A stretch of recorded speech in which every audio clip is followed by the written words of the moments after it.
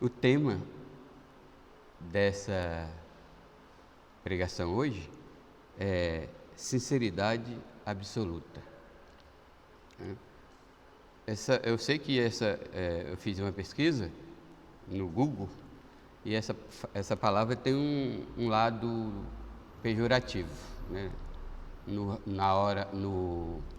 ramo da psicologia, sinceridade absoluta tem outro sentido. Mas para mim aqui, sinceridade absoluta quer dizer completa, sem relatividade. Porque o contrário de absoluto é relativo, né? Uma sinceridade absoluta é eu estar na frente, relativa, eu estar na frente da Marilda e conversarmos, sorrirmos, né, concordar um com o outro. Aí quando eu saio da frente da Marilda, eu vou meter a katana, né, como dizia minha mãe, falar mal dela, né? Eu discordo de uma coisa, eu concordo com uma coisa aqui e depois eu discordo, né?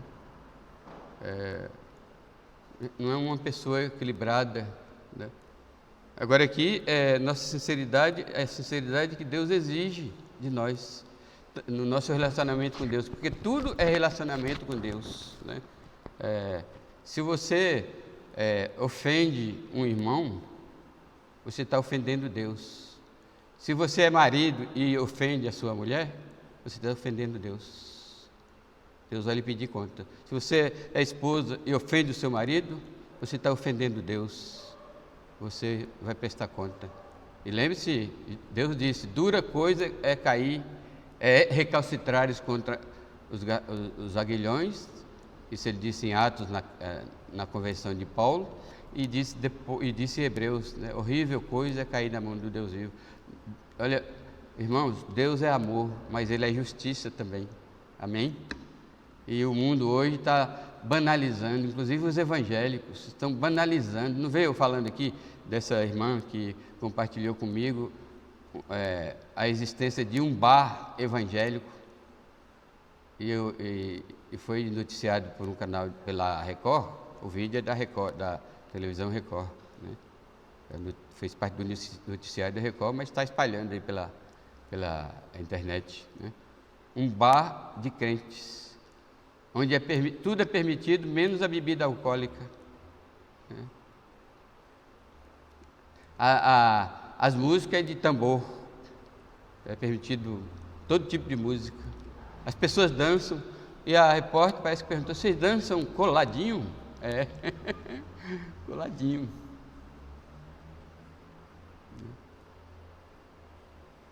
Aí parece que alguém perguntou, não sei onde que eu vi, e os jovens? E a concupiscência da carne dos jovens? O que vocês fazem? Só que não foi nesse vídeo não, porque essa semana acho que eu já ouvi outro comentário desse tipo. Então, diante de Deus, meus irmãos, ele requer total sinceridade. Meia coisa não, né? Aí nós vamos aprender como é que Deus requer sinceridade. Só que antes eu vou compartilhar uma coisa também que eu achei no YouTube, nesse site aqui, ó. O nome do site é www.significados.com.br. Segundo esse site, sincero é a qualidade daqueles que diz a verdade, que não mente, né? Mas eu vou mais adiante. Sincero não somente é não mentir nunca, mas também ter uma vida transparente diante de Deus, principalmente. É claro que Deus, você fala, mas Deus precisa que eu seja transparente diante dele? Ele não me vê tudo? Vê sim. Todos nós aqui estamos pelo avesso diante de Deus. Mas é Deus que está vendo tudo. É exatamente por isso que devemos ser transparentes diante de Deus. Por exemplo, Davi disse no Salmo 119 que Deus se compraz com a verdade no íntimo, pura verdade. Então, quando nós aproximamos, você que ora e está em pecado e ora, você está enganando Deus, você está tentando enganar Deus. Você está chamando de Deus de Pai, mas você está em pecado. Você pecou contra a sua esposa, contra os seus filhos, contra o governo, né? porque tem um monte de crente aí sonegando imposto, né? E transgredindo leis, e nunca confessa, nunca se arrepende, né? Por isso que o começo da oração é de confissão de pecado. Ninguém deve começar uma oração sem antes fazer uma análise. Paulo manda fazer isso no dia da ceia, mas não basta ser no dia da ceia, né? Então vou continuar lendo, mas eu vou mais além do que esse site. Aí o site diz, quanto à origem da palavra, aí ele explica a palavra sinceridade, o site. Aí é uma coisa que todo mundo, você já sabe, eu também já sei, mas eu só fui pesquisar para confirmar, né? Quanto à origem da palavra, o site afirma o que eu já sabia, que, aí eu coloquei entre aspas, em sua etimologia, a palavra sincero vem do latim sincerus, que significa limpo e puro. E o site continua explicando, por isso que eu não fechei a aspa aqui. Mas há uma explicação que associa o termo sincero com o significado de verdadeiro devido a um hábito, o sentido de verdadeiro. Sincero quer dizer ser verdadeiro. Você é verdadeiro com sua esposa, né? Você sai para a rua, sai para o trabalho, você volta o mesmo? Você é verdadeiro com seu esposo? Você sai para o trabalho ou quando ele volta, você é o mesmo? Quando você está tratando de um negócio sério, você muda de personalidade? Ou você é o mesmo? Você muda de caráter? Porque tem pessoas que é que nem camaleão. Qual é a característica principal do camaleão? Se você o põe num lugar, numa parede branca, ele fica branco. Se ele põe numa parede azul, ele fica azul, né? É claro que é uma coisa da criação própria, da criação de Deus, para o camaleão se safar dos predadores. Mas para crente não pega bem ser camaleão. E existe um monte de crente camaleão, né? Então ele diz que significa sincero aqui, significa verdadeiro, por causa de um hábito que existia em Roma, pelo qual alguns escultores menos qualificados usavam cera.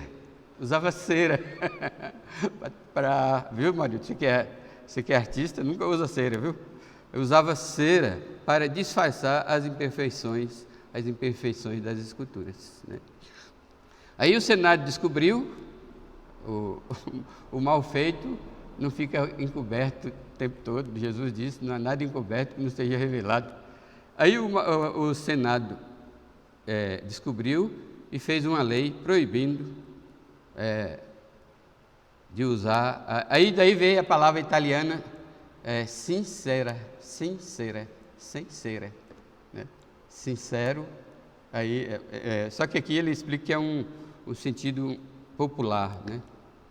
Sincero. Aí aqueles escultores passavam cera para maquiar, para esconder os defeitos, né, das esculturas, mas o Senado descobriu e proibiu usar cera, né? Agora as esculturas com defeito, sem defeito, com rachadura, sem rachadura, não podia usar cera, que o escultor caprichasse para não ter defeito, né? Agora, outra coisa importante que eu vou falar daqui a pouco é não confundir sinceridade com sincericídio. Então, a mensagem para essa mensagem de hoje é: você deve lutar contra os inimigos da sinceridade. A sinceridade tem muitos inimigos e arma muitas armadilhas. E o crente pode cair dessas armadilhas e não está agradando a Deus, porque a falta de sinceridade ou a sinceridade pela metade não agrada a Deus, ofende a Deus, né? Pois o nosso relacionamento com Deus requer sinceridade absoluta. Então, nós temos que nos esforçar, lutar contra os inimigos da sinceridade. Quais são os inimigos da sinceridade nessa passagem, né? Então, nessa luta para eliminar os inimigos da sinceridade, você deve prestar atenção no uso da palavra e as consequências do muito falar. As pessoas, os antigos diziam que quem fala demais dá bom dia a cavalo. O livro de Provérbios não cansa de dizer que no muito falar há contendas, né? E como Tiago, como eu falei na introdução, tem muito dos livros sapienciais, dos livros de sabedoria, então aqui é semelhante ao livro de Provérbios. Então, o maior inimigo está aqui escrito no versículo 19: sabeis estas coisas, meus amados irmãos. Isso aqui é uma informação para quem ainda não sabe. Se você não sabe, agora você vai sair daqui do culto sabendo. Sabeis estas coisas, meus amados irmãos. Todo homem, pois, seja pronto para ouvir, tardio para falar, tardio para se irar. Né? Interessante que o muito falar e a ira está relacionado, né? Se o marido começa a falar, de repente ele já está irado, já está pegando já o revólver para atirar na esposa, certo? Falou, né? Se a esposa começa a falar e não para, né? Daqui 5 minutos ela já está pegando na repetição. O seu Valdivino ouviu falar dessa arma chamada repetição, não já, seu Valdivino? Antigamente a arma hoje é o fuzil, a arma mais perigosa é o fuzil, né?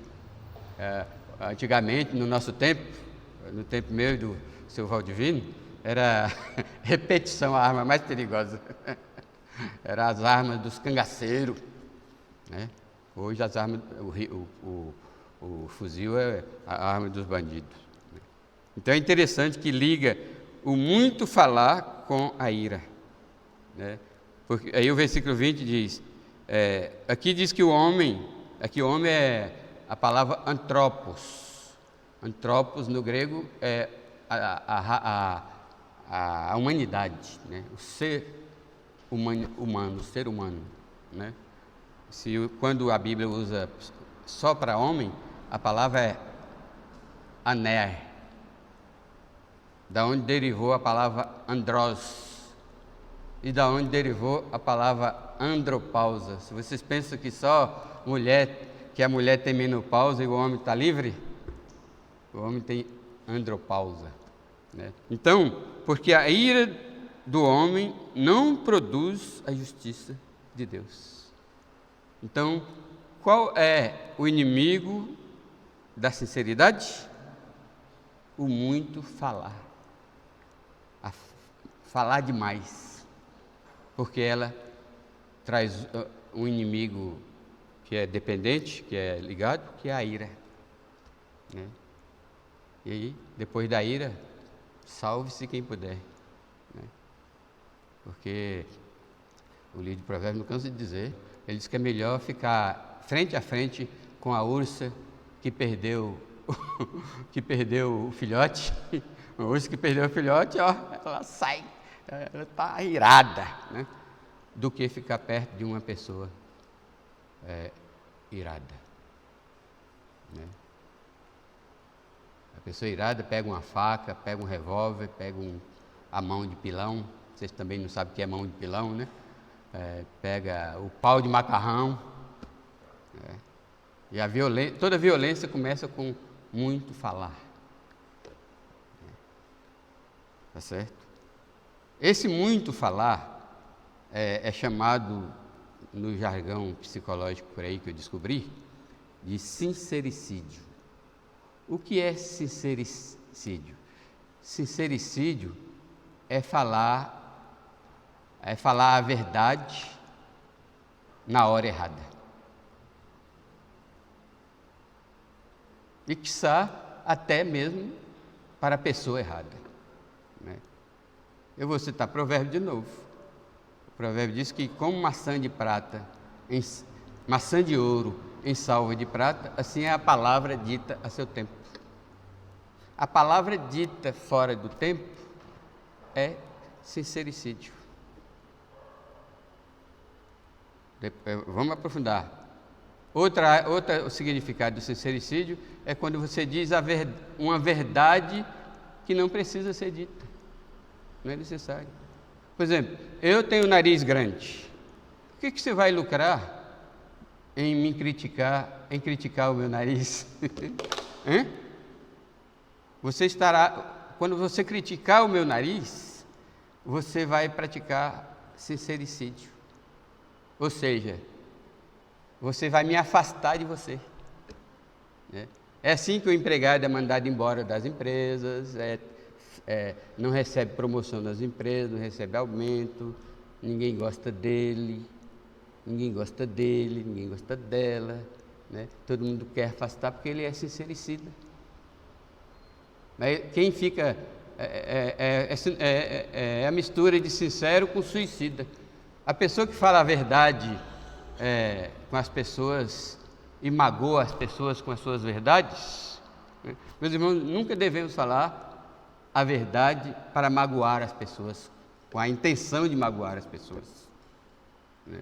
Se isso acontecer, peça logo desculpa, perdão. E se a pessoa não gostou e falou com você, você percebeu que às vezes a gente fala coisa que não percebe, né?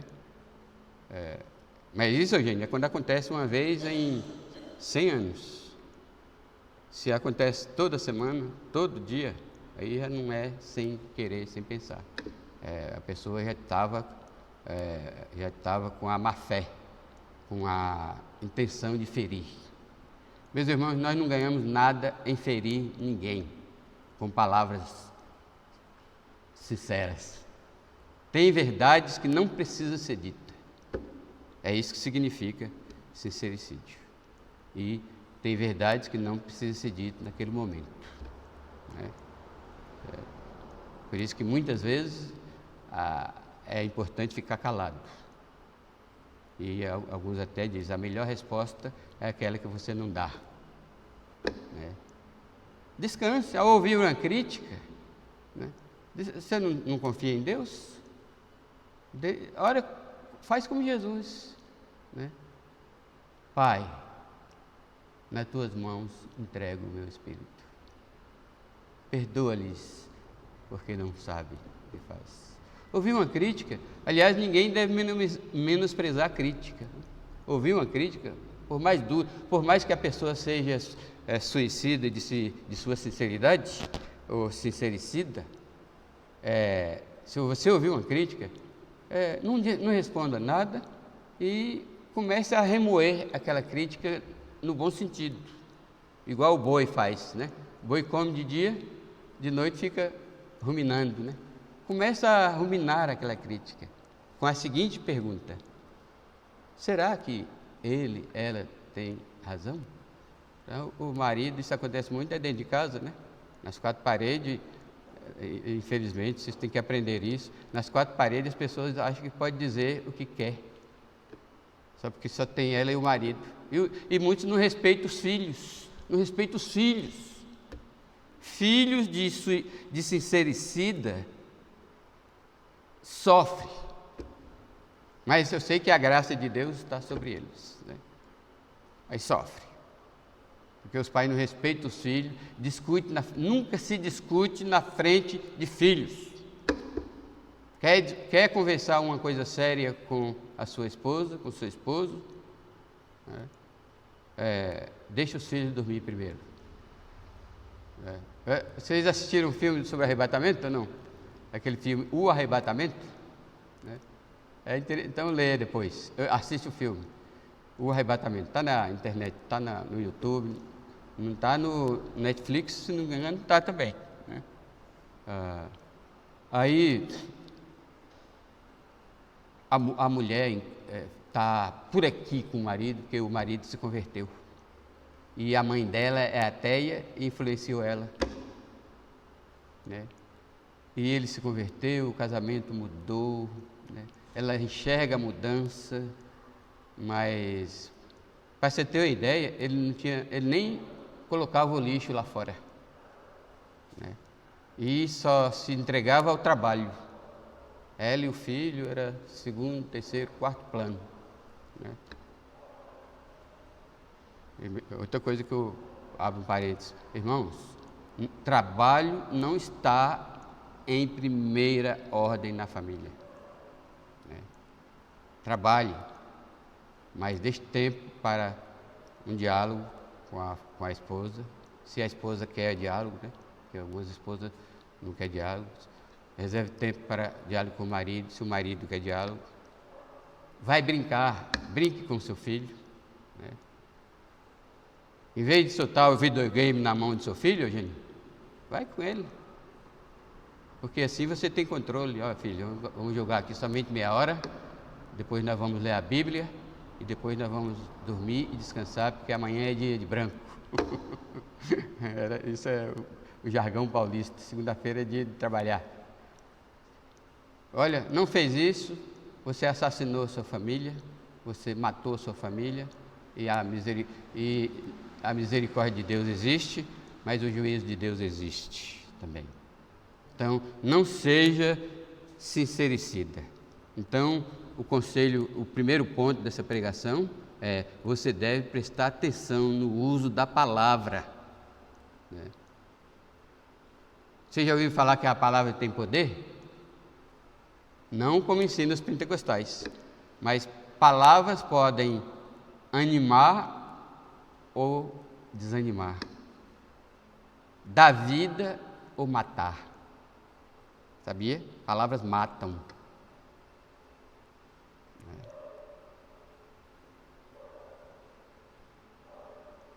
Então, tenha cuidado com o uso da palavra e com o uso e com as suas consequências, que são a ira e o restante.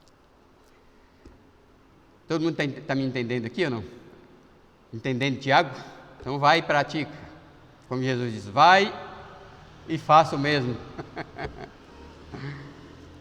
Segundo ponto aqui, como você deve... a mensagem é: você deve lutar contra os inimigos da sinceridade. Aí o primeiro ponto é este: prestar atenção com as palavras. Irmãos, Jesus também disse isso: pelas tuas palavras serás condenado e pelas tuas palavras serás absolvido. Por isso que aqui no Brasil não usa muito, mas nos Estados Unidos, quando a polícia pega um bandido, uma pessoa, vai prender uma pessoa, ele diz logo: tudo que você disser será usado contra você. Aí tem um hotel lá em Água de Lindóia, onde a Fiel realizava a conferência, que tinha uma placa assim no hotel: tudo que você disser aqui será usado a seu favor. O contrário, né? Ai. Sincericídio, grave esse nome: sincericídio. Você nunca falar fora de hora.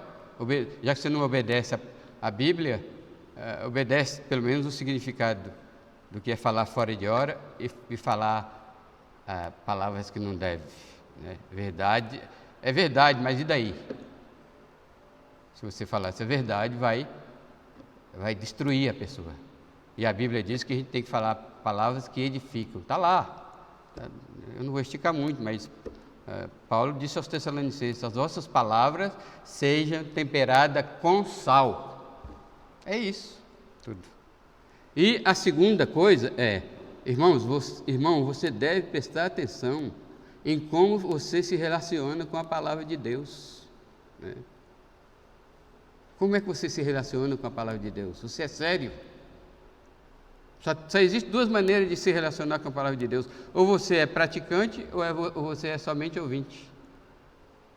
Ou você lê um texto da Bíblia, na sua devocional, você lê a Bíblia, né? Você lê a Bíblia todo dia, fecha e esquece. Não é assim que se lê a Bíblia. A gente fecha, porque tem que fechar, você tem que ir trabalhar, mas a palavra de Deus ficou no seu coração, na sua memória. Vai meditando e perguntando: aonde eu me encaixo nesta palavra? Qual o meu dever para com esta palavra, né, de Deus? O que ela ensina sobre Deus? O que ela ensina sobre Jesus? Aqui há algum exemplo para eu seguir? Como é que Deus se revela nessa passagem que eu acabei de ler? Da mesma forma você vem para a igreja, ouve a pregação até com muita atenção, igual o papagaio, né? Diz que alguém foi comprar um papagaio na feira, alguém percebeu que ele não entendia o que era papagaio, né? Vendeu uma coruja para ele, né? Aí ele levou a coruja, mas pensando que era um papagaio, e deixou a coruja lá, né? Aquele olhão, né? Passado tempo, o vendedor encontrou com ele e disse: ei, e o papagaio, está falando já? Ele disse: falar não fala não, mas prestem atenção. Então, vocês vêm para a igreja e prestem atenção na palavra de Deus, mas depois que vai embora, esquece. E é isso que diz o versículo 21, ó: portanto, despojando-vos de toda a impureza e acúmulo de maldade, acolhei com mansidão a palavra em vós implantada, a qual é preciosa para salvar as vossas almas. Então, primeiro a gente tem que acolher, receber a palavra de Deus com mansidão. Mansidão é o contrário de quê? De ira, né? Ele falou da ira. A ira do homem não produz a justiça de Deus.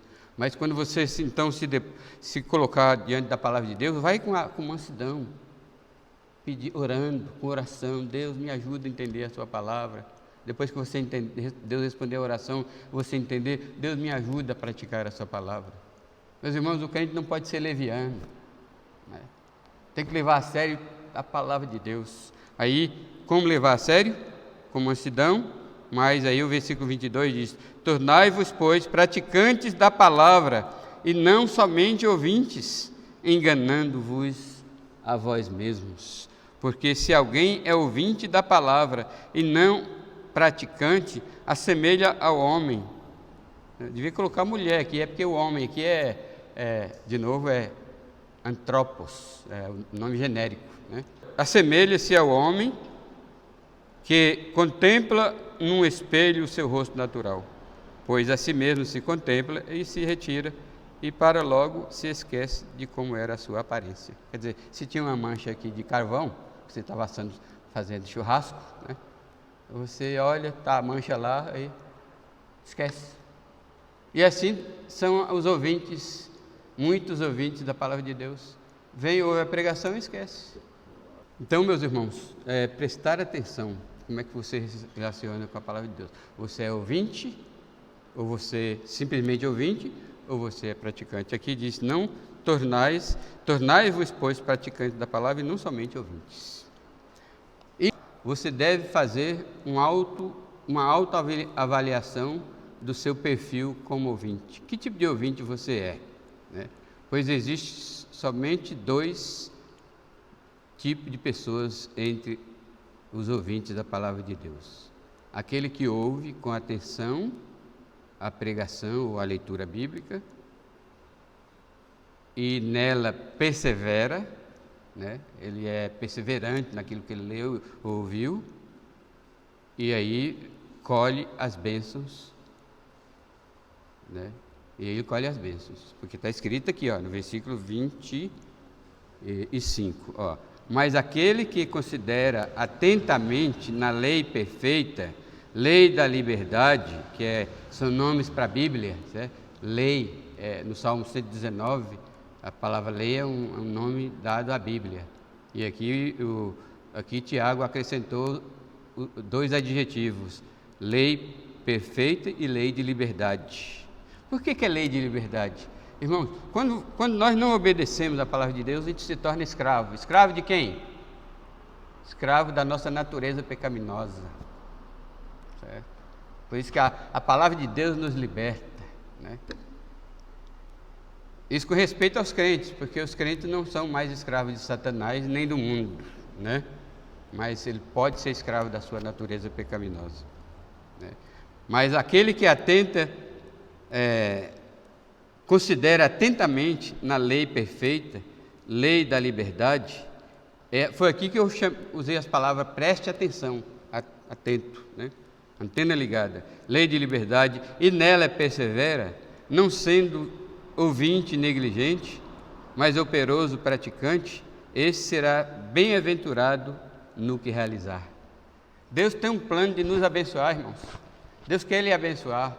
Mas se você negligencia a obediência à palavra de Deus, você nunca se sentirá realizado, né? Você nunca se sentirá feliz, bem-aventurado.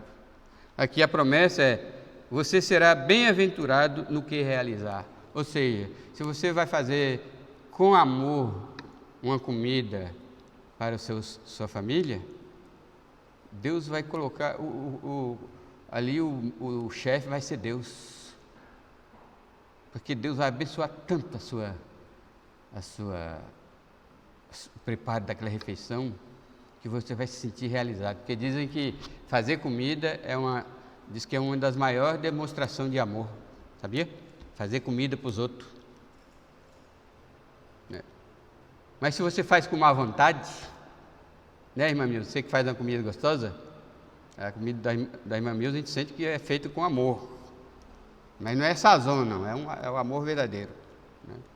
Então, e tem prazer de chamar, pessoal, está na mesa, faz aquela festa, né? Tem mães que fazem aquela festa na hora de chamar o pessoal para a mesa, né? Está na mesa!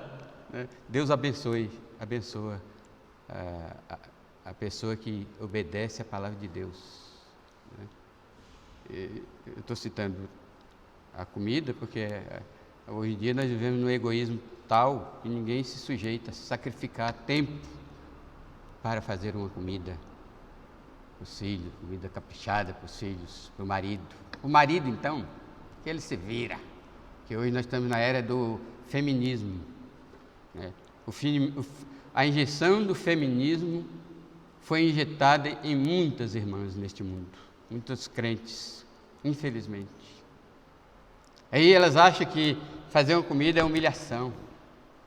O marido, o filho está abusando dela. É claro que o marido deve dar uma mãozinha, né? Não é errado, é bom o marido dar uma mãozinha, mas a iniciativa é que Deus mandou, é da esposa, da mãe, né? Está em decadência. Então, em terceiro lugar aqui, você deve fazer uma autoanálise do seu perfil de ouvinte. Que tipo de ouvinte você é, né? Você é um ouvinte que presta atenção da palavra, obedece e sai colhendo as bênçãos? Ou você é simplesmente um ouvinte e não tem bênção nenhuma? Irmãos, ambicionar as bênçãos de Deus, às vezes não é pecado. Quando você coloca Deus em primeiro lugar antes das bênçãos, não é pecado. Pecado é você buscar a Deus por causa das bênçãos. Mas, já que Deus prometeu que você pode ser bem-aventurado e ser uma pessoa realizada, né? Agarre isso, agarre com todas as forças. Mas seja operoso praticante da palavra de Deus. Quando você ouvir, quando você ler, obedeça. Porque se você não obedece, aí você vai ter uma vida mesquinha, vazia. Sua vida vai ser só de lamúria, de queixa, de medo, de pavor, né? E a mão do Todo-Poderoso só pesa sobre você, né? Aí vem doenças, vem problemas, vem preocupação, vem medo, vem ansiedade. E vem o que mais? A ira. A ira faz parte da índole de uma pessoa desobediente a Deus, porque essa pessoa é um barril de pólvora. Dizem que é uma bexiga, né? O crente bexiga, que não aguenta ver uma pontinha do alfinete, né? Mas na verdade, algumas pessoas que estão tão longe de Deus, porque não praticam a palavra de Deus, né? Que se torna um barril de pólvora. E por último mesmo, irmãos, então, em quarto lugar, você precisa avaliar sua performance religiosa. Performance é uma palavra inglesa, eu vou traduzir aqui. Performance quer dizer desempenho, né? Então, você precisa avaliar seu desempenho religioso, pois a dura realidade é que a religiosidade de alguns consiste em mera ilusão. É claro que você não encara isso, você está iludido. Você não caia na besteira de ser sincericida, de dizer para uma pessoa iludida que ela está iludida. Viu? Nunca diga, viu, Marilda?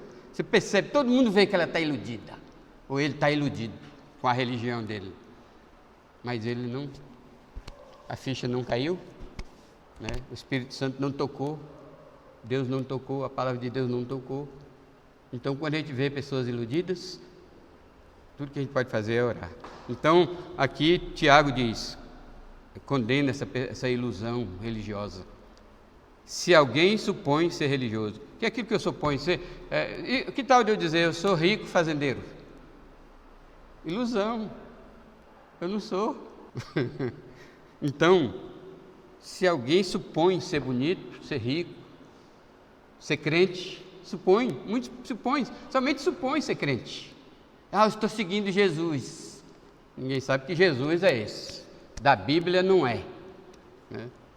Se alguém supõe ser religioso, primeiro deixando de refrear a sua língua, que um dos fundamentos da religião é pôr mordaça na boca, como Davi colocou.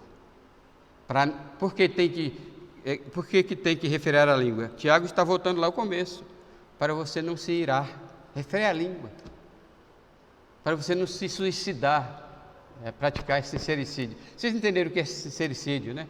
Sincericídio é você afasta as pessoas de você, ou leva as pessoas a se afastar você deles, né? Que ninguém quer conviver com pessoas ridículas, metida besta, né? Metida perfeito, que fica falando, que gosta de falar a verdade. Tem gente que se orgulha de dizer, eu falei a verdade na lata. Fulano não manda recado, fulano fala direto. Isso é ridículo, senhor, né? E pior de tudo, fala sem amor. A Bíblia diz, em Efésios, diz que a nossa palavra tem que ser com amor. Você pode repreender, tentar mostrar o pecado de alguém, mas mostre com amor. Isso é principalmente em casa, onde se peca mais, né? Aí, refrear a sua língua, deixando... Se alguém diz que é religioso, aqui diga que a palavra religioso na Bíblia é só aqui que se acha, né? Em outro lugar da Bíblia, nenhum tem a palavra religião, né? Se alguém supõe ser religioso, deixando de refrear a sua língua, antes enganando o próprio coração, a sua religião é vã, vazia. Aí Paulo dá a receita, essa aqui é a religião vazia. Aí Tiago dá a receita de uma religião verdadeira. A religião pura e sem mácula para com o nosso Deus, porque a nossa religião não é perante os homens. Nossa fé, nós prestamos conta a Deus. Nossa espiritualidade é para com Deus. Nossa piedade é diante de Deus, né? Então, a religião pura e sem mácula, ou seja, que Deus considera pura e sem mácula, é esta. Aí sim, visitar os órfãos e as viúvas nas suas tribulações, e a si mesmo se guardar incontaminado do mundo. Então, enquanto você consagra a Deus a sua vida e guarda os seus ouvidos para não ouvir coisa que contamina, que hoje é o que mais está matando a vida espiritual das pessoas, é o que eles ouvem na televisão, na internet, né? Guardar-se puro, né, do mundo. Aí você pratica o que se chama filantropia, né? Ou seja, você vai dar assistência às viúvas, seja com uma visita, seja com um favor, um levar no médico, seja se a viúva precisa de alimentos, seja com alimentos, se a viúva precisa de remédios, com remédio. E os órfãos também, dar assistência, né? Eu falei hoje de manhã que lá em casa, ontem, nós almoçamos comentando, que bom comer aqui essa comida que Deus nos deu, né?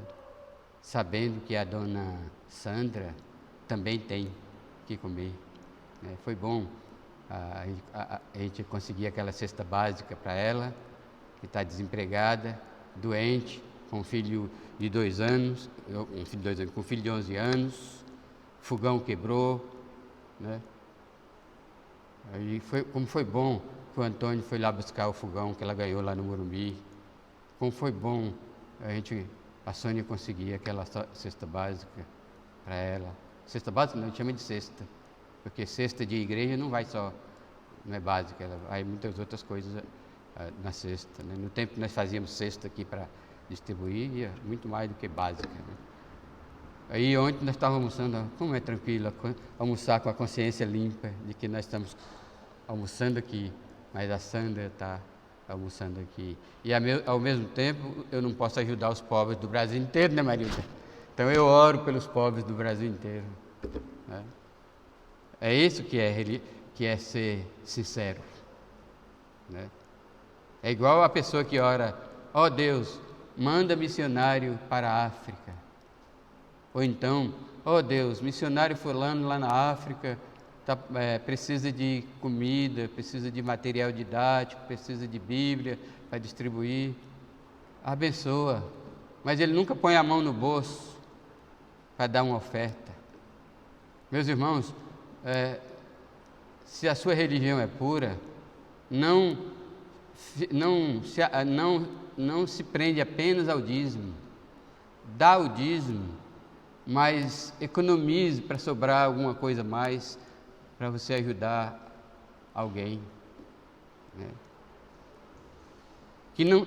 O desafio é que não seja da sua família, né? Que é um desafio. Né? Ajuda alguém. Nessa época de dificuldade, de pandemia, tem muitos pobres passando necessidade. E se esse pobre está perto de você, porque quando Jesus falou do amor ao próximo, teve uma época que nós estudamos isso. Quem é o nosso próximo? Aprendemos que o nosso próximo é aquele que está precisando da gente. Quem é meu próximo? Alguém que eu fico sabendo que está precisando de mim. Está precisando de mim, ele é o meu próximo. Então ajude o próximo, ame o próximo. Amém? E por último aqui, então, considerando finalmente aqui, eu digo o seguinte, não sei se dá para vocês lerem aí. Muitos crentes não demonstram sinceridade em seu relacionamento com a palavra de Deus, por simplesmente negligenciar a prática da verdade que ele tanto defende. Os antigos teólogos chamavam isso de pecar contra a consciência. E Jesus chamou isso de hipocrisia, porque ele disse: se você sabe isso, por que você não faz? Se você sabe que não deve irar, não deve falar demais, por que você fala? Né? Se você sabe que não deve ofender as pessoas com palavras, por que você ofende? Com xingamentos. Né? Pecar contra a consciência é fazer aquilo que eu creio. Eu creio e proclamo. Eu creio nisso, eu creio na palavra de Deus, está escrito isso. Mas na sua vida você faz tudo o contrário. Você vai está nas mãos de Deus. Cuidado. O Tiago avisa aqui. Né? Esta atitude é prejudicial ao servo de Deus, pois depõe contra a sua sinceridade e lealdade a Deus. É prejudicial à palavra de Deus, porque depõe contra a sua eficácia em transformar vidas. E é também prejudicial à evangelização, porque os ouvintes, aquela pessoa que você vai evangelizar, perceberão a sua ausência de credibilidade na pessoa que resolve dar o testemunho daquilo que ele não experimentou. Tem muitas pessoas querendo evangelizar, convidar as pessoas para o céu, quando a vida dele é um inferno, porque não pratica a palavra de Deus. Por isso, meus amados, ouça o conselho de Tiago e mude o seu relacionamento com a palavra de Deus. Seja operoso praticante da palavra e não somente ouvinte. E aqui eu quero acrescentar Salmo 119, 3, que Davi diz: Tu ordenaste os teus mandamentos para que os cumpramos à risca. Amém? Deus nos abençoe. Vamos orar para nós sermos praticantes do que nós ouvimos. Deus não exige que você pratique o que você não sabe, ainda não leu, ainda não ouviu nenhuma pregação, mas aquilo que você já ouviu, você vai prestar conta se você não agir como tal. E não tem desculpa não, eu sou fraco, fraquinho, não tem desculpa não.